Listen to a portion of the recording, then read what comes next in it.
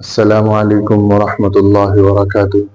دوستو، پہلے آپ اس ویڈیو کو دیکھیے کہ مفتی طارق مسعود صاحب نے گناہوں کے بارے میں کیا بیان دیا۔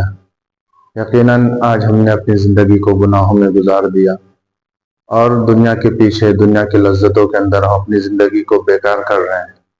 حالانکہ یہ چند دنوں کی زندگی ہے، ایک دن یہ زندگی ہمیں چھوڑ کے جانا ہے، ایک دن یہ دنیا سے ہمیں فنا ہونا ہے۔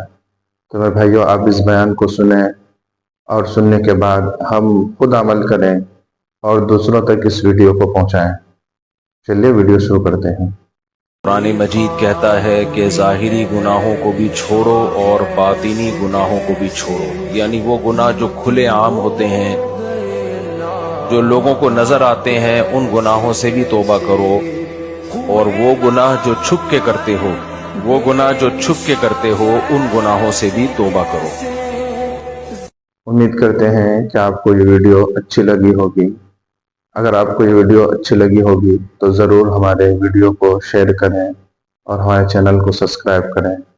پھر ملتے ہیں نیکسٹ ویڈیو میں۔